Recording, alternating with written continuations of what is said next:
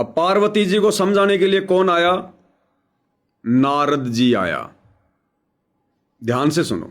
नारद मुनि ने एक दिन आके पार्वती जी को समझाया कि हे माता, भगवान शंकर जी के पास एक ऐसा मंत्र है जो आपको बता देना, उस नाम के जाप से आप अमर हो जाओगे, अन्यथा आप 108 बार मर चुके हो। और वो भगवान उसकी प्रमाण के लिए आपके शरों की खोपड़ी की माला बना रखी है, 108 है गिन दिए।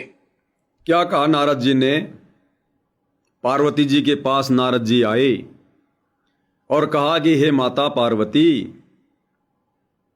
आपके पति भगवान शंकर के पास में एक ऐसा अमर मंत्र है, यदि वो अमर मंत्र आपको मिल जाए, आपको वो दे दें, तो आप भी अमर हो सकती हैं। अमर। अब बताओ भाई और बहनों, ये अमृत नारद जी को नहीं चाहिए था क्या?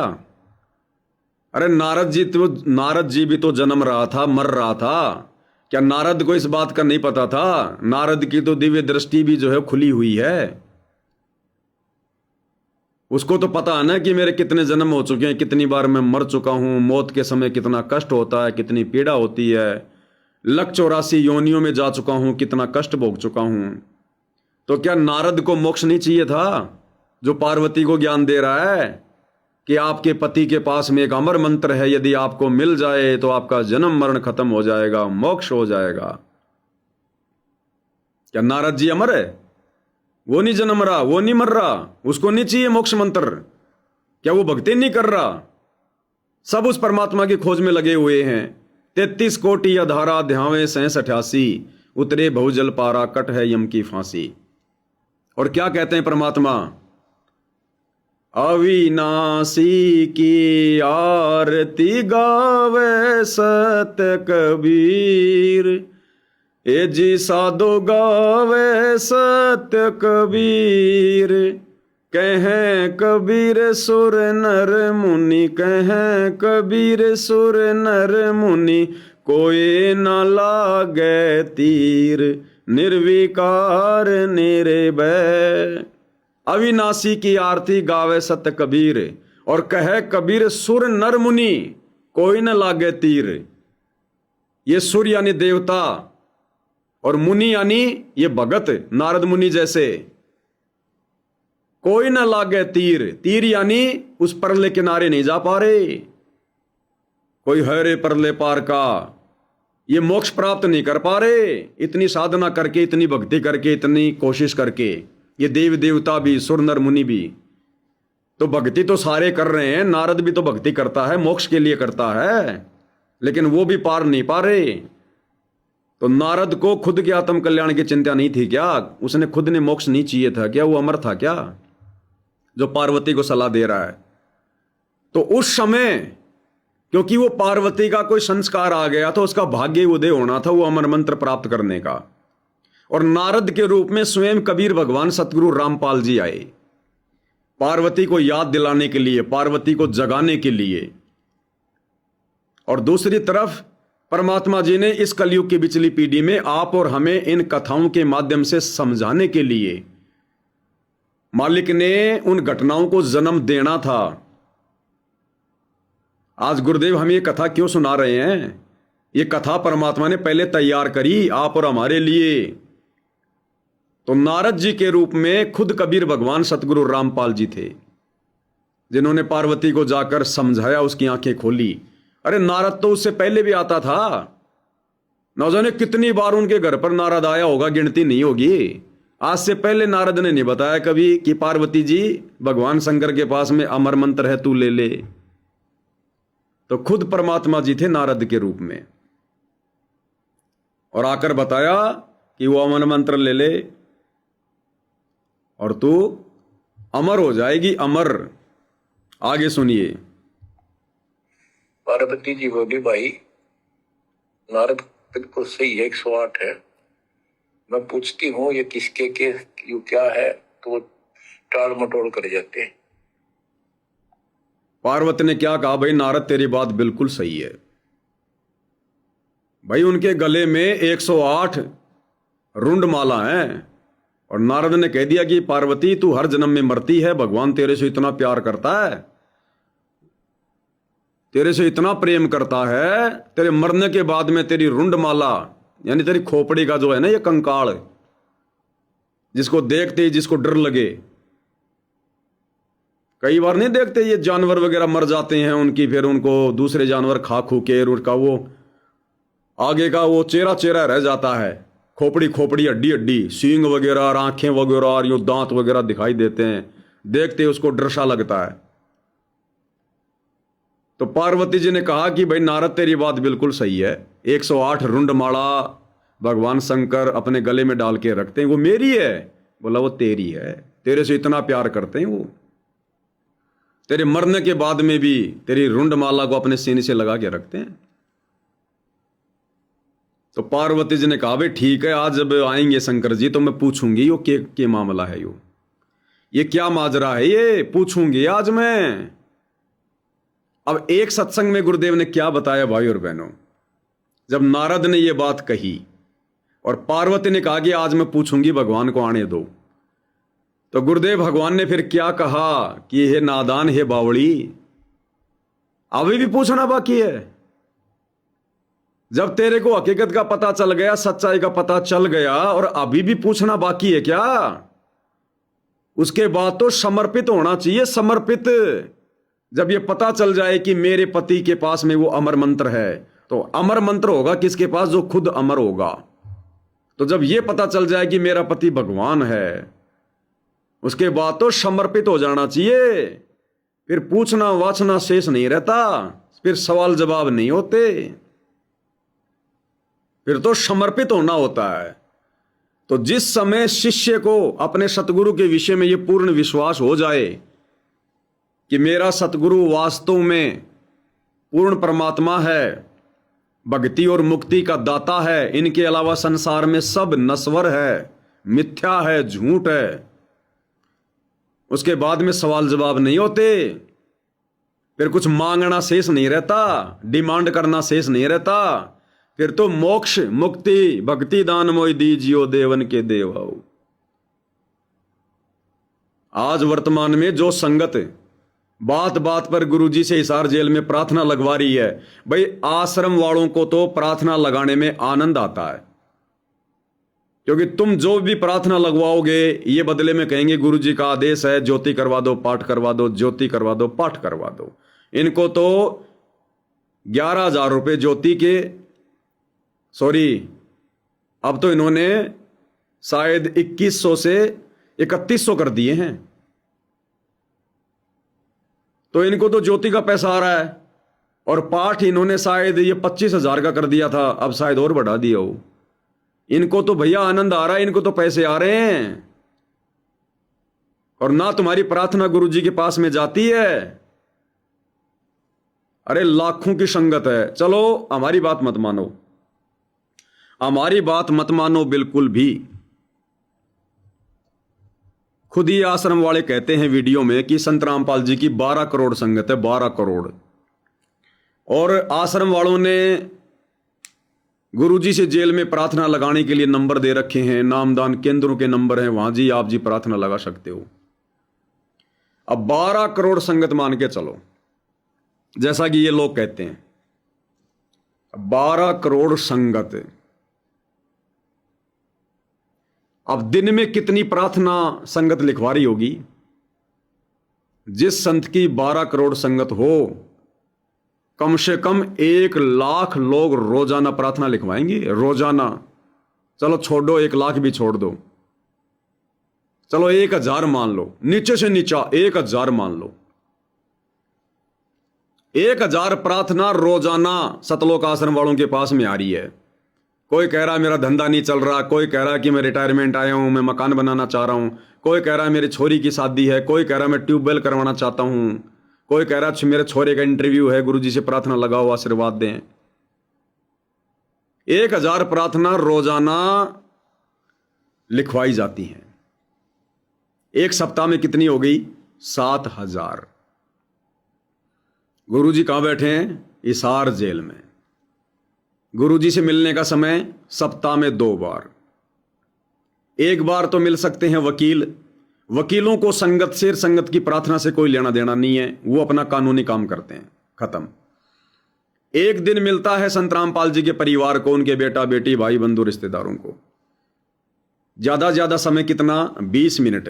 चलो इन्होंने सेटिंग कर रखी होगी जेल में, 1 घंटा मान लो, 1 घंटा ये गुरुजी से बातचीत करते होंगे, या और अधिक सेटिंग कर रखी होगी इन्होंने, ये जेल के अंदर जाके फेस टू फेस मिलते होंगे बैठ के आराम से, 1 घंटा मान लो। अब आपको यह भी पता है कि 1 घंटे में आधी घंटा तो संत रामपाल जी के इस परिवार का आपस में रोना धोना ही खत्म नहीं होता। इनकी आपस की जो शिकायतें हैं वो पूरी नहीं होती। गुरुजी महेंद्र ने यो कर दिया, महेंद्र की औरत ने ये कर दिया, गुरुजी वो न्यू कह रहा था, वो कोऑर्डिनेटर न्यू कह रहा था, उसने ये कर दिया वो कर दिया। इनकी खुद की लड़ाई झगड़े की शिकायतें आधे घंटे में पूरी नहीं होती। बचा कितना समय, आधा घंटा, यानी 30 मिनट। अब 30 मिनट में अगर ये सप्ताह में एक बार इनकी मुलाकात होती है, एक सप्ताह में 30 मिनट का समय मिला। अब 30 मिनट में यदि ये भक्तों की प्रार्थना गुरुजी से लगाएंगे तो मुश्किल से हद मार के 15 भक्तों की प्रार्थना गुरुजी तक जाएगी। 1 मिनट इनको बात बताने में लगेगी, 1 मिनट गुरुजी को जवाब देने में लगेगा। 15 भक्तों की प्रार्थना 1 सप्ताह में, और हर सप्ताह कितने भक्तों को, और हर सप्ताह कितने भक्तों को ज्योति पाठ का आदेश दिया जाता है? 7000 भक्तों को। मना किसी को नहीं करते कि तेरी प्रार्थना गुरुजी के पास नहीं गई, भगत जी कल फोन करना, परसों फोन करना। गुरुजी 1 सप्ताह में मुश्किल से 15 भक्तों की प्रार्थना का जवाब भी नहीं दे रहे, और संगत को 7000 भक्तों की प्रार्थनाओं का जवाब दे दिया जाता है कि गुरुजी का आदेश है, ज्योति करवा दे, पाठ करवा दे, ज्योति करवा दे, पाठ करवा दे। क्या मामला है ये? इन्होंने कॉल सेंटर खोल रखे, कॉल सेंटर जैसे एयरटेल कंपनी के, जियो कंपनी के कस्टमर केंद्र खोल रखे हैं ना, कस्टमर सेंटर। ये संगत को ठगने के लिए, लूटने के लिए इन्होंने एक कॉलिंग सेंटर खोल रखे हैं। भक्तों को बैठा रखा है, मोबाइल दे दे के, ऑफिस खोल खोल के, एसी लगा लगा के, अगर इस प्रकार की प्रार्थना आवे तो ये जवाब दे दो, इस प्रकार की प्रार्थना आवे तो ये जवाब दे दो। भक्तों को ट्रेंड कर रखा है। उनको तनख्वाह मिलती है 25-25 हजार रुपए, 20-20 हजार रुपए महीने का। बाकी आना जाना उनको गाड़ियों से लेके आते हैं, बसों से, खाना खर्चा, समोसे कचौरी सब दिन में फ्री। उनको ट्रेंड कर रखा है कि किस प्रकार के भगत को क्या जवाब देना है। अगर फोन आ गया, सत्साई भगत जी, सत्साई भगत जी, गुरु जी के पास में प्रार्थना लगा दो। बताओ जी। भगत जी नाम लिए हुए 2 साल हो गई, बहुत ज्यादा बीमार रहते हैं भगत जी, कोई फायदा हो ही नहीं रहा, काम धंधा भी नहीं चल रहा भगत जी, बच्चा भी बीमार रहता है भगत जी, क्या करें, हमारा तो भक्ति करने का मन ही नहीं कर रहा, घर में पैसा ही नहीं है भगत जी। अब उसने देख लिया, क्योंकि उसको ट्रेंड किया गया पहले, उसने देख लिया, अरे ये तो झंडू भगत है, कुछ नहीं है इसके पास में, ये तो खाली है, खुद ही दुखी है। ठीक है भगत जी, कल ये शाम को 4 बजे फोन करना, और आपकी प्रार्थना का नंबर है 430। ठीक है भगत जी सत्साई। दूसरे दिन बेचारा फोन करेगा। अच्छा, वो उधर वो नोट कर लेगा कि 430 नंबर की प्रार्थना, नीचे लिख देगा गरीब, उसको याद रहेगा। फोन आएगा 4 बजे, सत्साई भगत जी। हाँ सत्साई भगत जी, कल दास ने प्रार्थना लिखवाई थी, नंबर क्या जी प्रार्थना के? भगत जी 430। कंप्यूटर में देखेगा तुरंत 430 डाल के, अरे ये तो वो झंडू है। क्या कहेगा पता है? उसको पता है कि ये खुद ही निर्धन है, गरीब है, कुछ नहीं है इसके पास में, हमें क्या देगा। भगत जी गुरु जी का आदेश आया है कि भगत को बोल दो भक्ति बढ़ाओ और परमात्मा पे विश्वास रखो, परमात्मा दया करेंगे। ना कोई ज्योति का आदेश, ना कोई पाठ का आदेश, पता है कि खुद ही नंगा है। क्या कहेंगे? गुरु जी का आदेश है भगत जी भक्ति बढ़ाओ, परमात्मा दया करेंगे, सुमरन बढ़ाओ, विश्वास रखो। ठीक है भगत जी। दूसरा फोन आ गया, सत्साई भगत जी, सत्साहिब जी, भगत जी बंदी छोड़ के पास में प्रार्थना लगवानी थी भगत जी। कहां से हो? भगत जी मैं मध्य प्रदेश से हूं। क्या प्रार्थना जी? भगत जी मैं 4 साल से उपदेशी हूँ। मैं भगत जी भारतीय सेना में नौकरी करता था। मैं सूबेदार मेजर की पोस्ट से रिटायरमेंट आया हूँ भगत जी। और भगत जी मैं एक मकान बनाना चाहता हूँ। मेरी प्रार्थना लगाओ बंदी छोड़ से। अब उसको पता चल गया क्योंकि उसको ट्रेंड कर रखा है। अरे यार ये तो पैसे वाली पार्टी है। सूबेदार मेजर 20-25 लाख रुपए तो लाया है कम से कम, मकान बना रहा है। अच्छा भगत जी आप ऐसा करना, कल शाम को 4 बजे फोन करना। आपकी प्रार्थना का नंबर है 431। ठीक है भगत जी, दया दया परमात्मा की। ठीक है। घर वालों को कहेगा फोन लग गया, परमात्मा जी की दया हो गई। दूसरे दिन फोन करेगा, सत साहिब भगत जी। हाँ जी सत साहिब। भगत जी कल मैंने प्रार्थना लिखवाई थी। क्या नंबर है जी? 431। अरे सूबेदार मेजर, अरे भगत जी परमात्मा की दया हो गई। क्या? भगत जी मालिक ने आशीर्वाद दे दिया कि बोल दो मकान बनाओ, कोई दिक्कत नहीं है, और परमात्मा जी का पाठ करवा देना, मालिक दया कर देंगे। अब बात, अब उसको क्या दिक्कत आ गई पाठ करवाने में? तुरंत पाठ करवाएगा वो को, गुरु जी का आदेश आ गया और इनको मिल गया इधर पैसा।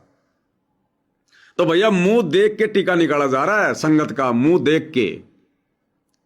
ये ट्रेनिंग सेंटर खोल रखे इन्होंने, कॉल सेंटर खोल रखे हैं। ये धंधा करते हुए इनको तकरीबन 8 साल हो गई।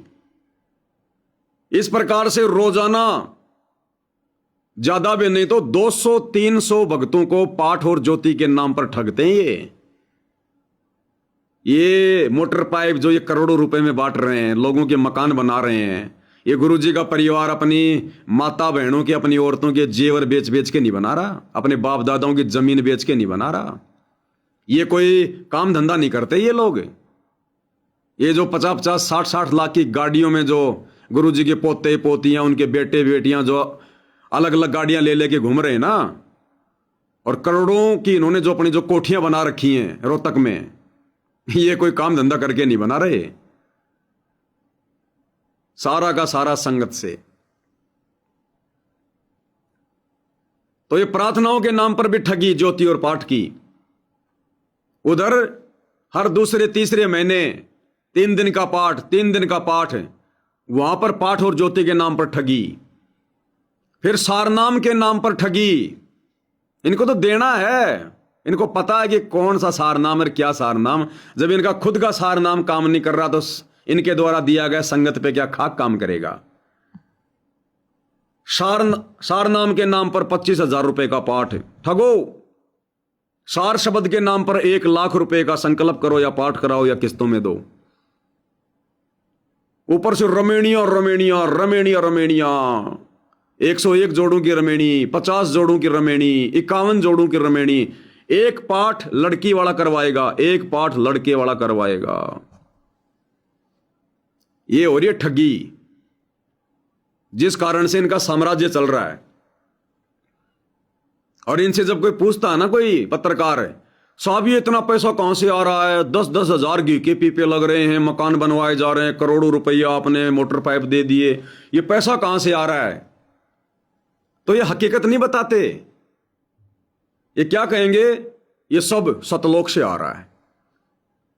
अरे तुम्हें दिखाई दे रहा है, किसी और को भी दिखा दो।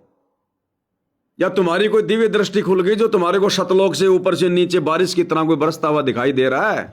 और अगर सतलोक से बरस रहा है तो संगत के आगे क्यों हाथ फैला रहे हो? फिर संगत को ज्योति पाठ के नाम पे क्यों लूट रहे हो? फिर संगत को प्रार्थना के नाम पर क्यों लूट रहे हो? अगर वास्तव में ऊपर से ही आ रहा है तो तुम्हें दिखाई दे रहा है तो ये हकीकत नहीं बताते। हकीकत बता दे तो फिर चाड़ा पाट जा। ऊपर से बरस रहा है, सतलोक से आ रहा है। जब ये काशी जी वाले उस भंडारी की याद में इन्होंने जो ये पाठ शुरू किया ना, ये दिव्य धर्म यज्ञ दिवस, दिव्य धर्म यज्ञ दिवस, फिर ये सोशल मीडिया पर क्या बोले, इतना बड़ा भंडारा कोई नहीं कर सकता, ये सतलोक से आ रहा है, सतलोक से आ रहा है।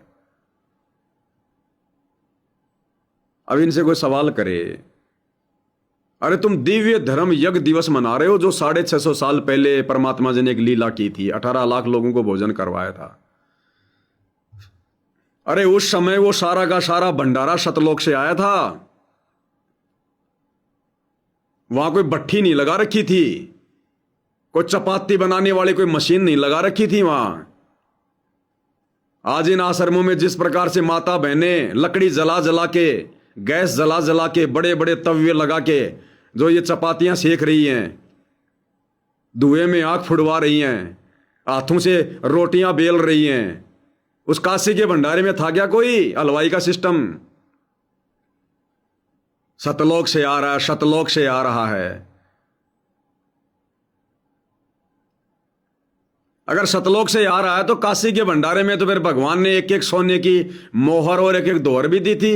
दो फिर अगर वही भंडारा हो रहा है तो, अगर वही दिव्य धर्म यज्ञ दिवस है और सतलोक से ही सब कुछ आ रहा है तो एक एक सोने की मोहर, सोने की दोहर भी दे देते फिर भक्तों को। एक इन्होंने बैल बना दिया, बैल बना दिया, उस बैल के ऊपर इन्होंने नकली लड्डू जलेबी बर्फी रख दिए और साइड में एक टेबल के ऊपर एक गोल्डन कलर का पेपर लेकर और ईंट के ऊपर, छोटी छोटी ईंटों के ऊपर वो पेपर लपेट दिया जैसे वो सोने की मोहर हैं। वो रख दी वहां धनाना आश्रम में दिखाने के लिए कि सतलोक से आ रहे हैं। अरे क्यों नकली काम कर रहे हो? सतलोक से आ रहा तो दो ना, फिर सोने की मोहर दोहर भी दो। तो भाई और बहनों, टोटल ड्रामेबाजी हो रही है, टोटल ड्रामेबाजी। भक्ति नाम की कोई चीज नहीं है। तो जब नारद जी ने पार्वती जी से कहा कि ऐसी ऐसी बात है, तो पार्वती ने कहा कि आने दो, आज भगवान को मैं पूछूंगी। तो गुरुदेव ने एक सत्संग में बताया कि नालायक, अभी पूछना बाकी है क्या? जब तुझे पता चल गया उसके बाद तो समर्पित होना है, समर्पित। फिर कोई डिमांड नहीं अपने गुरु जी से, कोई डिमांड नहीं किसी प्रकार की, भक्ति के अलावा कोई डिमांड नहीं। और यहां देख लो इन आश्रमों में क्या हो रहा है, प्रार्थनाओं पे प्रार्थना। अब इन आश्रमों में जब गुरु जी का जेल से वीडियो कॉल आता है तो प्रार्थना, गुरु जी दया करियो, गुरु जी न्यू करियो, गुरु जी ये हो जाए, गुरु जी वो हो जाए। कई तो रोने लग जाते हैं, गुरु जी दया करिए, मैं ऐसा हो गया, ये हो गया। कोई बीमार पड़ा है, गुरु जी दया करियो गुरु जी, डॉक्टर ने कैंसर बता दी। अरे उसको पता नहीं है क्या? वो जेल में बैठा हुआ कोई अंधा है क्या? उसे बाहर की दुनिया का नहीं पता क्या? फिर क्यों भक्ति कर रहे हो फिर तुम्हें, जब तुम्हें अपने गुरु पर विश्वास नहीं है, गुरु को अंतर्यामी नहीं मानते? उन्हें बताया जा रहा है, इसका मतलब गुरु को पता नहीं है, गुरु पर विश्वास नहीं है इनको। बताया उसको जाता जिसको पता ना हो।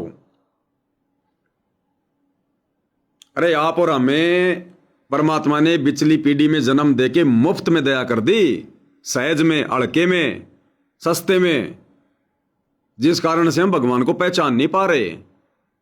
मजाक में ले लिया संगत ने इस भक्ति और भगवान को। हम क्या तो संघर्ष कर सकते हैं, क्या हम परीक्षा दे सकते हैं? आज से पहले जिन्होंने संघर्ष कर दिया, जिन्होंने परीक्षा दे दी, कालजा दर होता है जब उनकी कथा सुनते हैं ध्यान से।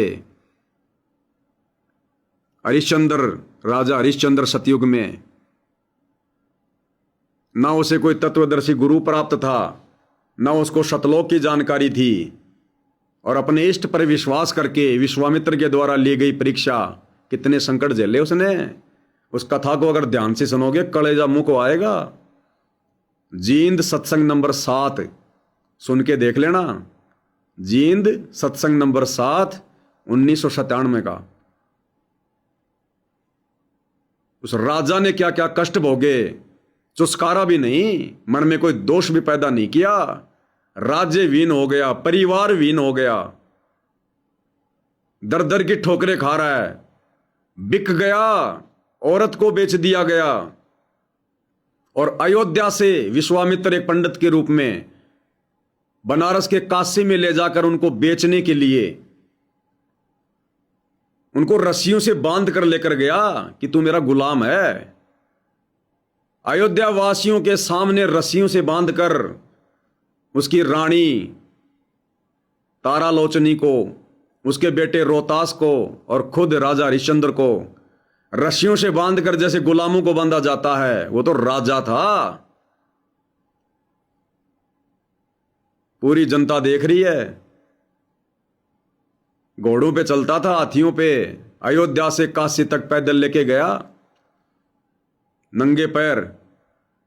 और वहां जाकर उसकी बोली लगाई कि ये मेरे गुलाम है, मेरे दास है, इनको खरीद लो कोई। और राजा और रानी क्या कह रही है भाई और बहनों, ये आज की माता बहनें हमारे घरों में, हमारी माता बहनें भक्ति पर सारे लगे हुए हैं। जरा सा कष्ट आ जाता है, 30 प्रकार के दोष अपने भगवान में देखने लग जाते हैं। जबकि भगत ने दूसरे भगत को सपोर्ट करना चाहिए, सहयोग करना चाहिए, हिम्मत देनी चाहिए। अगर घर में छोटी मोटी कोई गरीबी भी है, कोई परेशानी, कोई संघर्ष आ जाए और पूरा परिवार उपदेशी है, तो एक दूसरे को सहयोग करना चाहिए। और क्या हो रहा है, 2 मिनट में सींग पहना के खड़े हो जाते हैं। क्या कर दिया गुरुजी ने।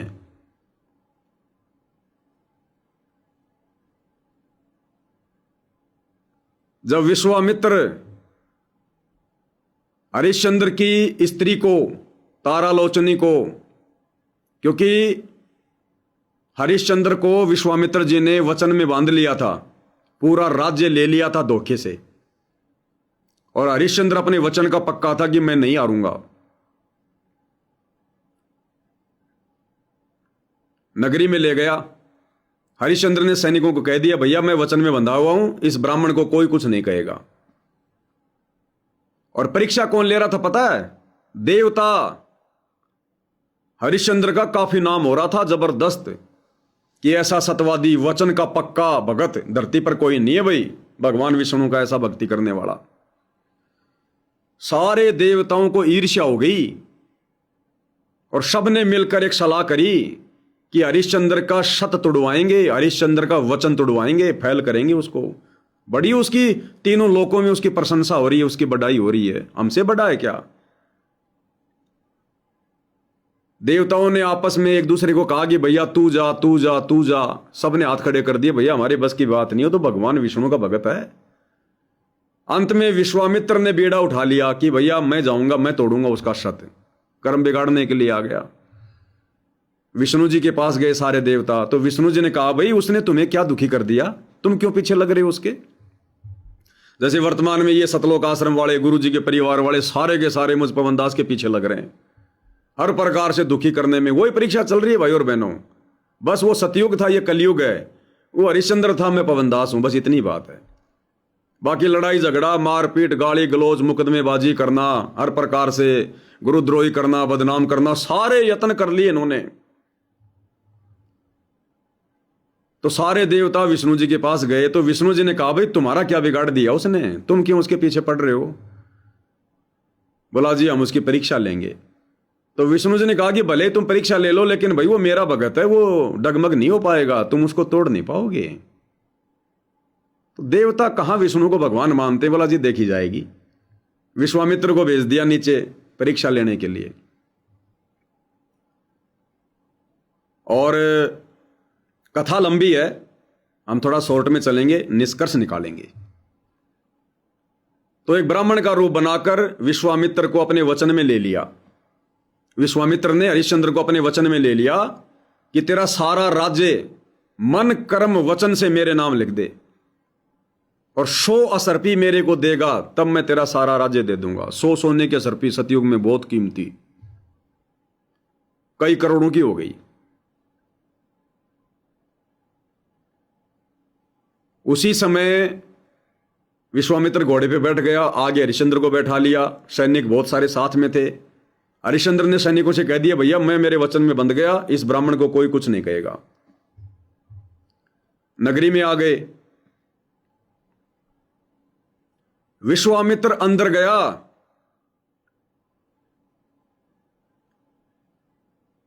और पहले उससे बोला हरिश्चंद्र से कि तू कहां से दे देगा 100 असर्पियां, तू तो हार गया, तूने तो पूरा राज्य मेरे नाम लिख दिया, तूने तो पूरा राज्य मेरे नाम लिख दिया, तू कहां से दे देगा 100 सोने के असर्पी?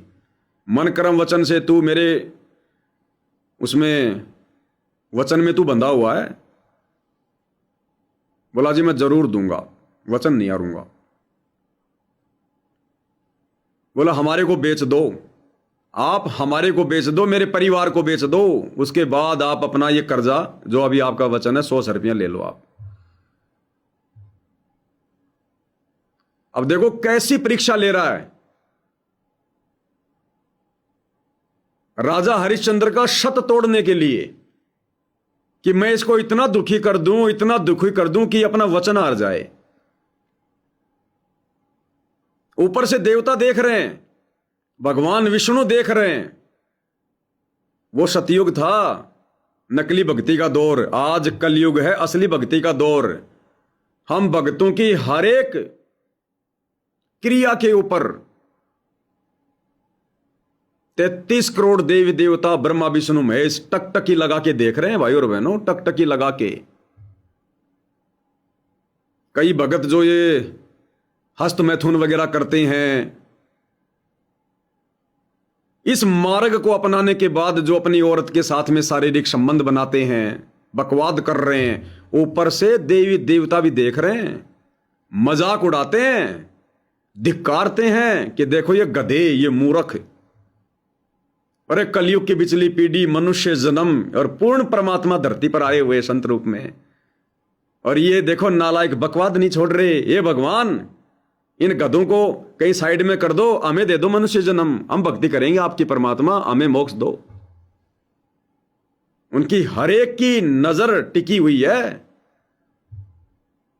जैसे हरिश्चंद्र के समय में वो देवी देवताओं की नजर जो है वो टिकी हुई थी। हम 24 घंटे में क्या क्या हम क्रिया कर रहे हैं, शारीरिक क्रिया, वो हमारे विचार तो नहीं पढ़ सकते क्योंकि अंतर्यामी नहीं है, लेकिन शरीर से हम क्या क्या अच्छे बुरे हम कार्य कर रहे हैं, हम वो कर्म कर रहे हैं, ये देवी देवता भी देखते हैं। हमारे रात्रि में बल्ब को बंद कर लेने से ऐसा नहीं है कि उनको दिखाई नहीं देता, उनके पास में दिव्य दृष्टि है, सिद्धियां हैं। हमारी हर एक हरकत को देखते हैं, वो हर एक हरकत को। हमारा भगवान तो देखता ही देखता है, लेकिन हम गुरु को भगवान मानते कहां हैं। अन्यथा अगर यह विश्वास हो जाए भगत को ज्ञान आधार से कि मेरा गुरु अंतर्यामी है, पल पल मुझे देख रहा है, मन कर्म वचन से जो मैं करता हूं मेरा गुरु जान रहा है, देख रहा है, भगत कभी बकवाद नहीं कर सकता। डरेगा और क्या कहेगा, क्या मुख ले विनती करूं, लाज आवती मोए, तुम देखत अवे गुण करूं, कैसे भाऊं तोए। क्या मुख ले विनती करूं, लाज आवती मोए। हे परमात्मा, मैं क्या मुंह लेके आरती करूं आपके सामने, क्या मुंह लेके मैं आपसे कोई प्रार्थना करूं, मुझे शर्म आ रही है। तुम देखत अवगुण करूं, ये अंतर्यामी तुम सब कुछ देख रहे हो और मैं सारी बकवाद कर रहा हूं। तुम देखत अवगुण करूं, कैसे भाऊं तोई, मैं आपको कैसे अच्छा लगूंगा। अगर भगत को ज्ञान है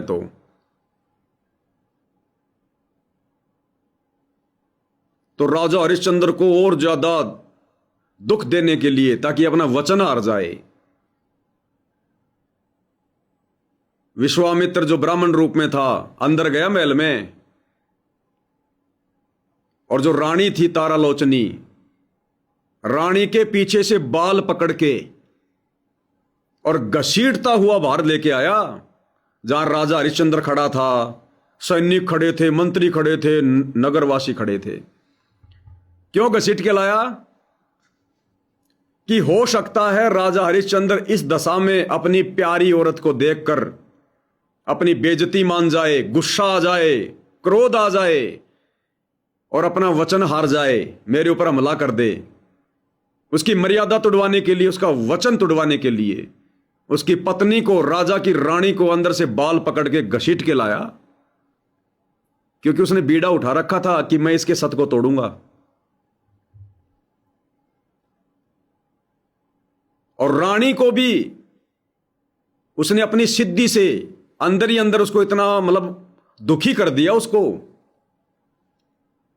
ये सारा माजरा देखकर बेइज्जती हो रही है। राजा, देवताओं में भी जिसका जिक्र सामने मंत्री संतरी खड़े, दुनिया खड़ी, राजा हरिश्चंद्र। गुरुदेव कहते हैं वो चुस्काया भी नहीं।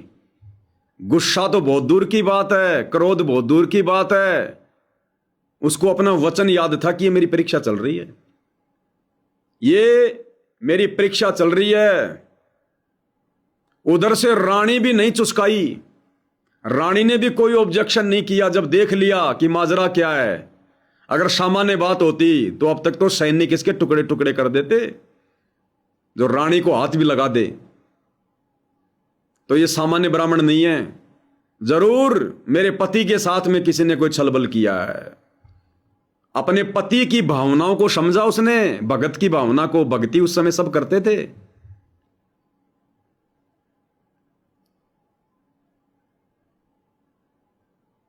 और रानी ने इशारे इशारे में राजा हरिश्चंद्र को क्या कहा? वचन मत हार जाना, मर्यादा मत तोड़ देना। वचन से बढ़कर कोई धन नहीं है। चाहे जान क्यों ना चली जाए, राज्य क्यों ना चला जाए।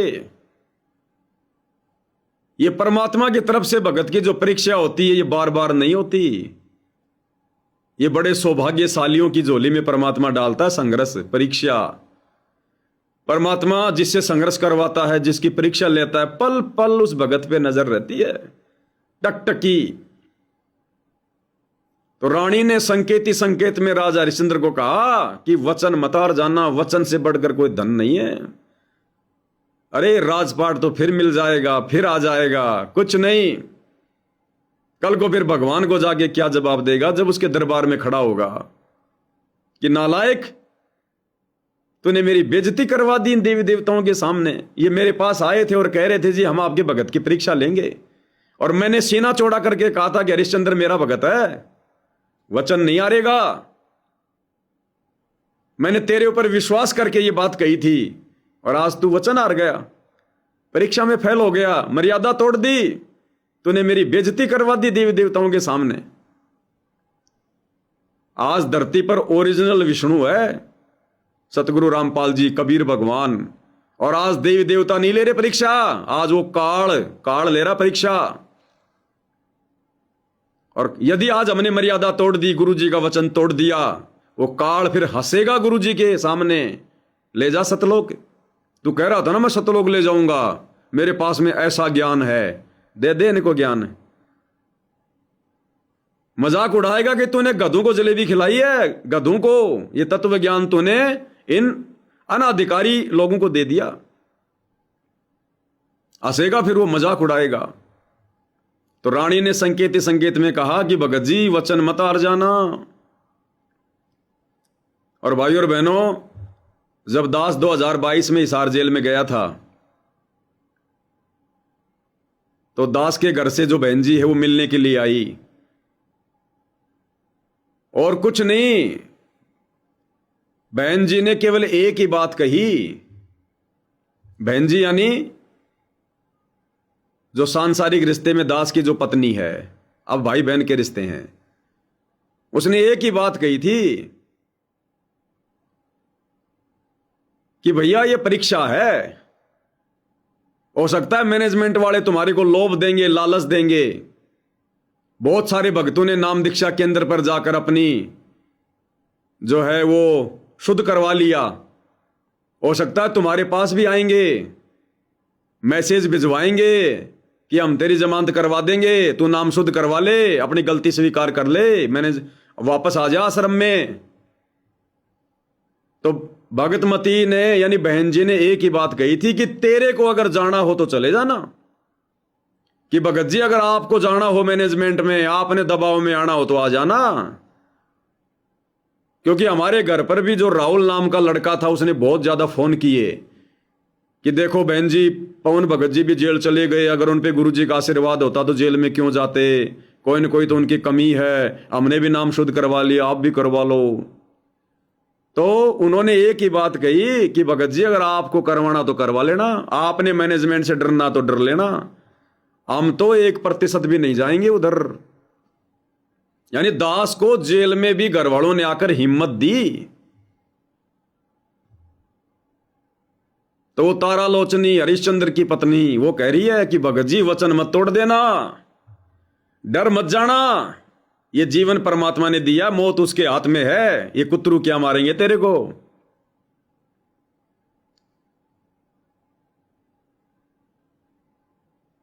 जिसके शीश पर पूर्ण ब्रह्म परमात्मा का हाथ है उसका कौन क्या बिगाड़ देगा। तो कहा वचन मतार जाना, वचन से बढ़कर कोई धन नहीं है। और बेटा जग रोहताश कई दिनों तक उसको प्यासा रखा, पानी तक नहीं मिला।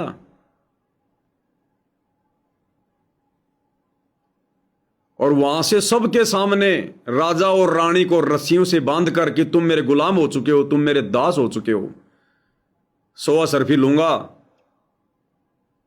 तो राजा हरिश्चंद्र ने कहा कि हम पूरे परिवार को बेच दो पंडित जी, प्यार से, गुस्से से नहीं। गुस्सा आ जाता तो वचन टूट गया, गुस्सा आ गया तो वचन टूट गया। अब सोचो आप और हम कितनी सावधानी बरतने की जरूरत है इस भक्ति पर। हम तो दिन में 20 बार गुस्सा कर देते हैं। और हमारा क्या लुटपेट रहा, हम तो भिखारी हैं, जन्म से नंगे हैं। वो तो पूरी पृथ्वी का राजा था सतयुग में हरिश्चंद्र, कितना राजपाट था, एक पलक में छोड़ दिया। हमें तो कन्फर्म है कि 2014 से परीक्षा चल रही है, उसको तो कन्फर्म नहीं था कि ये विश्वामित्र है और मेरी परीक्षा चल रही है। अपने वचन पे था वो, अपने सत पे था, तब आज दुनिया याद कर रही है, नाम है उसका। सतना छोड़े सूरमा, सत छोड़े पत जाए, सत के बांधे लक्ष्मी फेर मिलेगी आए। अयोध्या से रस्सियों में बांध कर लेकर गया और काशी में जाके बेचा। चौराहे पर आवाज लगा कि ये मेरे गुलाम हैं, ये मेरे दास हैं। उसमें सोशल मीडिया तो थी नहीं, लोग मतलब जान नहीं पाते थे कि भाई ये कौन राजा कौन रानी है। तो एक हर हीरा नाम का गुरुदेव ने बताया, एक ब्राह्मण था, उसने 50 असरफियों में रानी को और रोहतास को ले लिया और अपने बेटे की तरह रखा, अपनी बेटी की तरह। क्योंकि फिर भगवान भी तो साथ होता है, नहीं तो कोई दुष्ट आ जाता उसको देख के, रानी थी वो सुंदर थी, कोई सेठ आ जाता वो तो 100 असरफी भी उसको दे देता कि मैं इसको अपनी पत्नी बनाऊंगा। लेकिन जो भगवान पे आश्रित होता है फिर भगवान भी उनकी मदद करता है। तो एक ऐसी आत्मा को भेजा जो उस रानी को अपनी बेटी बना के रखे। वो हर हीरा नाम का ब्राह्मण आया, उसको 50 असरफियां दी और हरिश्चंद्र को कहां बेच दिया, एक कालिया नाम का जो मुर्द फरोश था, जो शमशान घाट में मुर्दे जलाया करता था, पैसे लिया करता था, 1.25 रुपया एक मुर्दे का। वहां नौकरी मिली हरिश्चंद्र को, पूरी पृथ्वी के राजा को, शमशान घाट पे मुर्दे फूकने की। और आपको सब पता है भाई और बहनों इस कहानी का आगे कैसी कैसी परीक्षा हुई। हरिश्चंद्र ने फिर आगे चलकर एक सर्प का रूप बनाकर, सर्प बनकर उसके बेटे रोहतास को भी उसने जो है वो डस लिया, फिर भी रानी नहीं टूटी। वो हर हीरा नाम का ब्राह्मण सुबह सुबह अपनी पूजा पाठ करता था, रोहतास रोजाना उसके लिए फूल लाता था तोड़ के। तो एक दिन बाग से फूल तोड़ रहा था। अब विश्वामित्र ने तो इनके वचन तोड़ने थे, इनका सत तोड़ना था कि तीनों में से अगर एक का भी अगर सत टूट गया तो मेरा काम पूरा हो गया। तो विश्वामित्र ने तक्षक नाग बनकर और रोहतास को डसा, मर गया। और मरते मरते रोहतास ने क्या कहा माड़ी से कि माड़ी मेरी मां को मत बताना, पंडित जी को बता देना, मेरी मां को मत बताना कि मेरे को नाग ने डस लिया और मैं मरने वाला हूं। माड़ी दौड़ के आया, हरिहीरा को बताया कि ऐसे ऐसे को रोहतास नाम का लड़का है, ऐसे ऐसे बता रहा, उसको सांप ने डस लिया, मर गया। सुन लिया उसकी मां ने भी। पंडित जी दौड़ रहा है, जाते देखा हो तो मरा हुआ पड़ा है, सीने से लगा के रो रहा है, ए बेटा रोहतास ये क्या हो गया, अब तेरी माँ कैसे जिएगी, किसके सहारे जिएगी। उधर से रानी भी आ गई, रानी ने भी देख लिया भैया मर गया। लेकिन उनको ध्यान था कि हमारी परीक्षा चल रही है, परीक्षा चल रही है तो जो परीक्षा ले रहा है वो हमारी मर्यादा तुड़वाएगा, वचन तुड़वाएगा, और परीक्षा है तो भगवान की भी नजर है। अब वो रानी, हम तो मांगते फिरे भगवान से बेटे, और जो पंडित जी रो रहा था सीने से लगा के रोहतास की लाश को, वो तारा लोचनी क्या कह रही है कि पिताजी रो मत, ये तो आने जाने अंश हैं, ये ना जाने कितनी बार हम इनके बेटा बेटी बन लिए, कितनी बार ये हमारे माता पिता मिल लिए, ये तो आने जाने हैं, रो मत। जो इसके भाग्य में था हो गया। उल्टा मां हिम्मत दे रही है उस पंडित को। परीक्षा, अगर वो रोने लग जाती, आज की माता बहनों की तरह भाड़ में जाए परीक्षा, काहे की भक्ति है, मैंने इतने साल से नाम ले रखा है, मेरे ऊपर ये आपत्ति आ गई, आज हमारे पैर में भी कांटा लग जाए तो हम मन में 100 प्रकार के दोष निकाल लेते हैं, और वहां देखो क्या हो गया। लेकिन भगवान में कोई दोष नहीं, उल्टा अपने को कोस रहे हैं कि हमारे भाग्य में ऐसा ही था। यानी हम भक्तों ने शिक्षा लेनी है, हमने वर्तमान में कितनी दृढ़ता इस भक्ति पर दिखानी है, अपने गुरु जी पर कितना दृढ़ विश्वास रखना हमने, कि धरती इधर से उधर हो जाए, हमारा सर्वनाश हो जाए खुद का, भक्ति करते करते, मर्यादा निभाते निभाते, आरती उतारते उतारते, भोग लगाते लगाते, साथ संगति से जुड़े हुए भी, तो भी हमने मन में दोष नहीं लाना कि हमारी ये क्रिया गलत है, या फिर हम मर्यादा में नहीं है, या क्या है, या हमारे भगवान में कोई शक्ति नहीं है, या क्या है। हमारी परीक्षा चल रही है, सतलोक ऐसे नहीं जाएंगे।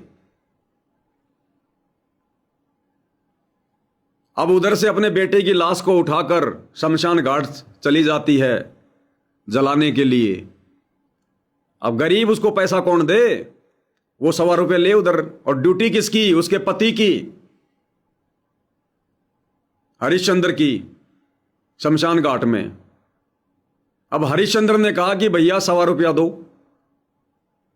देखो कैसी परीक्षा लेता भगवान, घर वालों को भी एक दूसरे के विरोध कर देगा, घर वालों को भी एक दूसरे के एंटी कर देगा परमात्मा, भगत को चेक करने के लिए, भगत की परीक्षा लेने के लिए।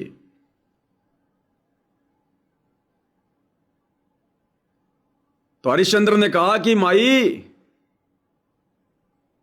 100 रुपया दो, तब मैं ये चिता यहां पर जलने दूंगा, नहीं तो नहीं। तो रानी थोड़ी सुध बुध खो गई, रोने लग गई कि ये तेरा बेटा है। हरिश्चंद्र ने कहा कि मेरा कोई बेटा नहीं है, ना मेरी कोई पत्नी है, मेरा कोई बेटा नहीं, मेरी कोई पत्नी नहीं, मैं नौकरी कर रहा हूं मालिक की, और मेरे को मेरे मालिक ने, उस कालिया ने साफ साफ कह दिया था कि जब तक कोई 100 रुपया ना दे चिता नहीं जलने देगा, नहीं तो मैं तेरे से लूंगा 100 रुपया। अब वो कहां से दे? बोला कोई किसी का बेटा नहीं, कोई किसी की बेटी नहीं। इतना दृढ़, अपने बेटे की मौत को देखकर भी वो डगमग नहीं हुआ, अपने वचन तोड़ने की नहीं सोची, मर्यादा तोड़ने की नहीं सोची उसने, अपने भगवान विष्णु को दोष नहीं दिया कि भगवान ये तूने क्या कर दिया, मेरी क्या गलती थी। ऐसी परीक्षा होती है, ऐसा संघर्ष होता है। अगर इतना भी मन में आ जाता, आज उस राजा हरिश्चंद्र का नाम नहीं होता। बोला भाई ना मेरा कोई बेटा है, ना मेरी कोई पत्नी है, 100 रुपया दे तो बात कर। बोला मेरे पास तो नहीं है, नहीं है तो नहीं जलेगी यहां लाश। और लाश को पानी में बहा दिया, पानी में। अब रानी पागल हो गई ये सारा सब कुछ देखकर, क्योंकि औरत की जात बेचारी कितना क्या सहन करे, फिर भी जो किया इतिहास बन गया। अंत में पागल सी हो गई कि ना मेरा पति रहा, ना मेरा बेटा रहा, पागल सी हो गई। विश्वामित्र ने आंधी चला दी अपनी सिद्धि से, और उधर से कोई बहुत बड़ा कोई सेठ साहूकार था, कोई अधिकारी था, उसका बेटा था इकलौता। विश्वामित्र ने किसी जंगली जानवर का रूप बनाकर उसको मार दिया। और जो हरिश्चंद्र की जो पत्नी थी तारा लोचनी, वो बेचारी बेहोश होके गिर गई वो इस दुख में। तो विश्वामित्र ने क्या किया, किसी जानवर को मार के उसकी हड्डी वड्डी उसके पास पटक दी और उसके मुंह के खून लगा दिया रानी के। और फिर एक पंडित का रूप बना के चला गया उस अधिकारी के पास जो राजा का जानकार था। बोला मैं बताऊं तेरा बेटा कहां गया? वो डाकण है, वो डायन है, उस डायन ने खा लिया तेरा बेटा। चलो मैं दिखाऊं। वहां जाके देखा तो मुंह के खून लग रहा, हड्डियां पड़ी। तो सबने सोच लिया भैया इस लड़के को इस डायन ने खाया है। राजा के सैनिकों ने पकड़ लिया और बोला इसका सिर कलम करवा दो, मरवा दो इसको। अब मारने का काम कौन करे? हरिश्चंद्र, वो वहां नौकरी कर रहा था मुर्दा घर में, मारने का काम भी वही करते थे। तो कालिया को आदेश दिया राजा ने कि कालिया इसका सिर कलम कर दे। कालिया ने आदेश दे दिया अपने नौकर राजा हरिश्चंद्र को कि सिर कलम कर दे इसका, डायन का। ये ले तलवार। हरिश्चंद्र को पता कि ये मेरी पत्नी है, लेकिन अपना वचन याद था, परीक्षा है। लेके तलवार अपनी औरत की गर्दन पकड़ के और जैसे तलवार मारने लगा, पीछे से भगवान ने आके हाथ पकड़ लिया। कौन भगवान? इनको नहीं पता ब्रह्मा विष्णु महेश को, ये तो चौपड़ पासा खेलते अपनी औरतों के साथ बैठ के। विष्णु रूप में कबीर भगवान सतगुरु रामपाल जी ने आके पीछे से अपने भगत का हाथ पकड़ लिया। अरे उस जन्म में भगत नहीं था तो क्या हुआ? युगों युगों से आप और हम भी तो इसी प्रकार से इस भगवान की शरण में आ रहे हैं। किसी जन्म में वो भी आप और हमारी तरह भगवान का भगत था। इस कलयुग की पिछली पीढ़ी में चूक गया, मर्यादा तोड़ दी, नहीं समझ पाया भगवान को। पीछे से गुरु जी ने आके विष्णु रूप में हाथ पकड़ा सबके सामने और बोला हरिश्चंद्र सफल हुआ। हरिश्चंद्र ने कहा कि भाई कौन? बोला भगवान विष्णु। हरिश्चंद्र ने कहा कि भगवान सामने आके बात करो, छुपते बहुत समय हो गया। ये छुपन छुपाई का खेल खेलते बहुत समय हो गया, भगवान सामने आके बात करो। परमात्मा सामने आए और कहा कि मांग मांग हरिश्चंद्र, मांग, तुझे क्या चाहिए?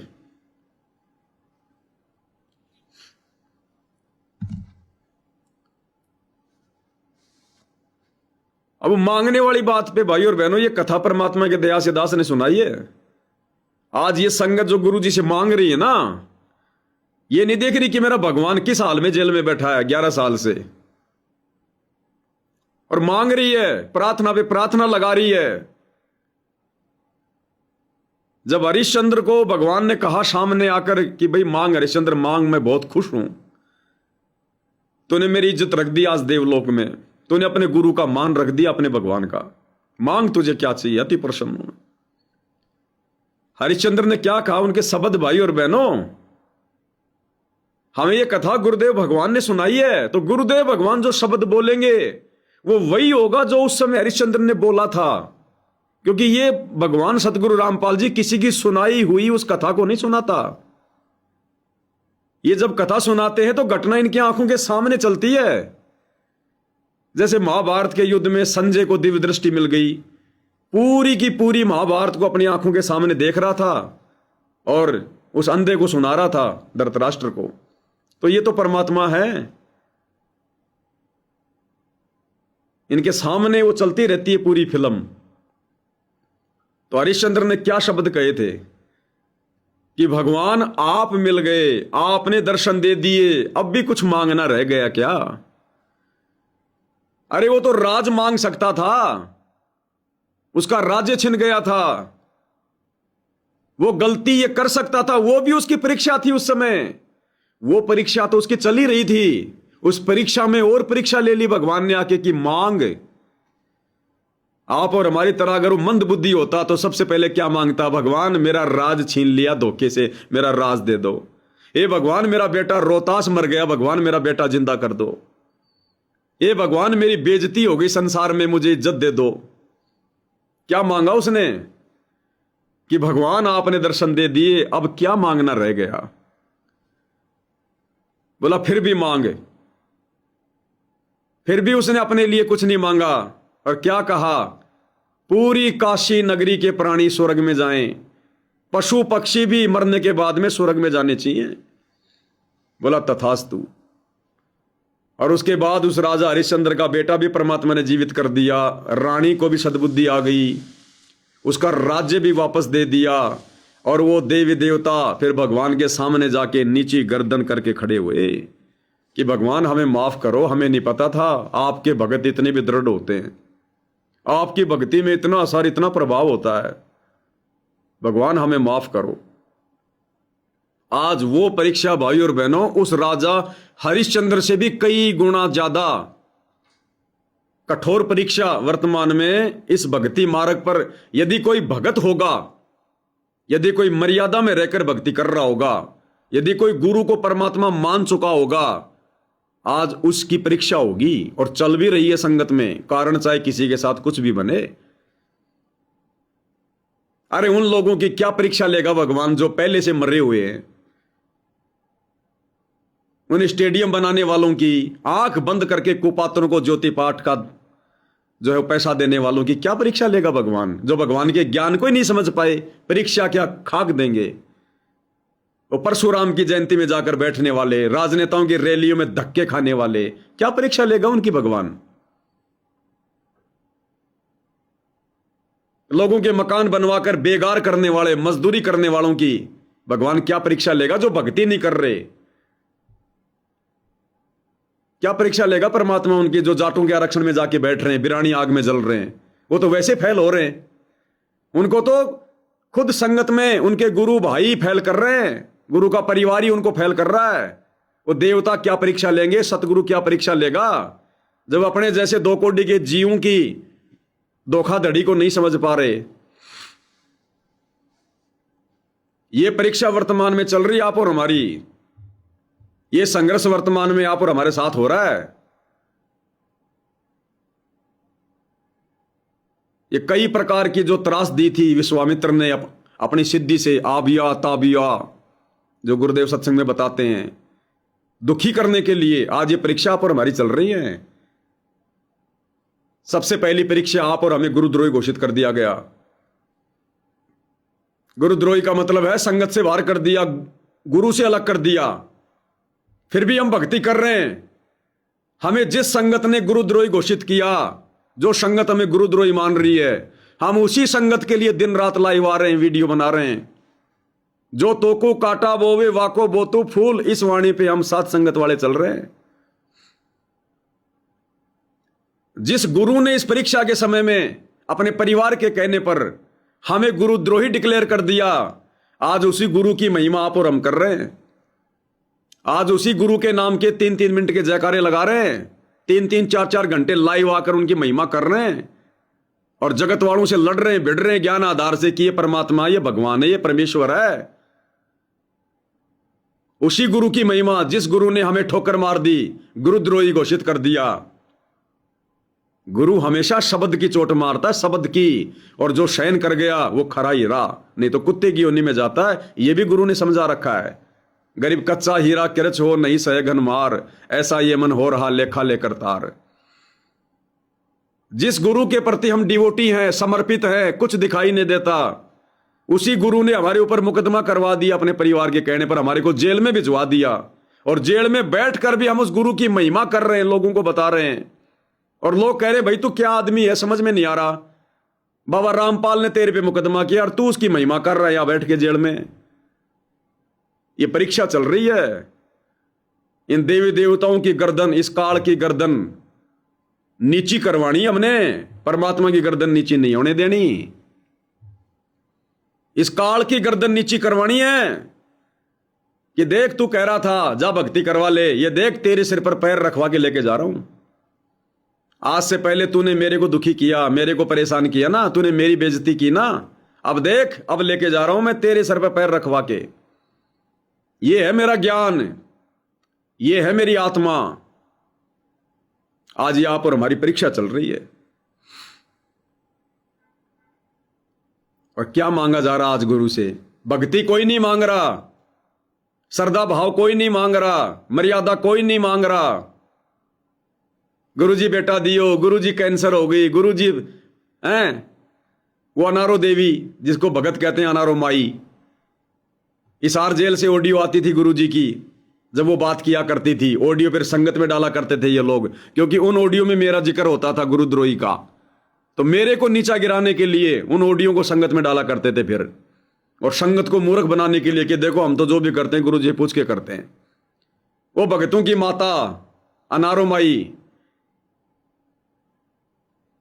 दया करियो गुरु जी, गुरु जी, अच्छा गुरु जी, सिर दुख से गुरु जी, दया करियो परमात्मा, ये मांग रहे हैं। ये तो गुरु के उस परिवार की हालत है। सिर दुख से परमात्मा, दया करियो परमात्मा। अरे सिर दुख रहा तो 1 रुपए की गोली खा ले, डिस्प्रिन, आइबुकेम खा ले।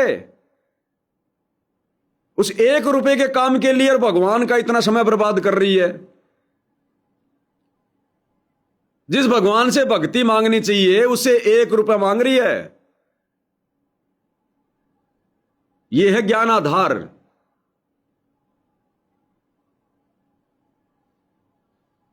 तो देख लो भाई और बहनों, जैसी संगति करोगे वैसी रंगत होगी, जैसी संगत करोगे वैसी रंगत होगी। इसलिए परमात्मा कहते हैं कि सतगुरु से नाम मिलने के बाद में संगत और कुसंगत, इसका बहुत बड़ा प्रभाव होता है, बहुत बड़ा प्रभाव। और हम सत्सेवक भाई बहनों का सौभाग्य जो परमात्मा ने हमें संगत दी है, साध संगति शुरू करवा के हम सबको साध संगति से जोड़कर भगवान ने आज हमें इतना दृढ़ कर दिया इस भक्ति मार्ग पर। उन आत्माओं के लिए गुरु जी सत्संग में कहा करते थे कि बच्चों, अगर ये ब्रह्मा विष्णु महेश भी आकर तुमसे ज्ञान चर्चा करें, तुमको हराना चाहें, तो वो मुंह की खा के जाएंगे। इन साध संगति से जुड़े भाई बहनों के लिए, आप और हमारे लिए, उन आश्रम वालों को तो हमारे जैसे 2 कोड़ी के वो जीव, गुरु जी का कलयुगी परिवार ही पीले पर्चे निकाल निकाल के डगमग कर रहा है। सब ज्ञान आधार से फेल हो रहे हैं, सबके विकेट गिर रहे हैं। जो कह दिया जाता है उसी को फॉलो कर लेते हैं, ज्ञान को कोई आधार बना ही नहीं रहा। तो ब्रह्मा विष्णु महेश की मार कहां से सहन करेंगे आश्रम वाले।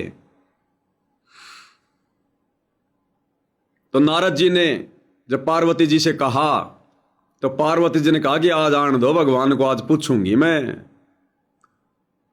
तो एक सत्संग में गुरुदेव ने कहा, अरे नालायक, अभी भी पूछना बाकी रह गया क्या? अगर तेरे समझ में आ गया कि बिल्कुल ज्यों का त्यों है, फिर तो समर्पित होना है चरणों में, फिर सवाल जवाब नहीं किया जाता। गुरु के सन्मुख वचन ना कहिए, सो शिष्य रहनी गहनी सुख लइए। गुरु नाराज होता है फिर इन बातों से, गुरु से सवाल जवाब अगर किया जाता है तो। जिन बातन से गुरु दुख पावे, उन बातों को दूर भगावे।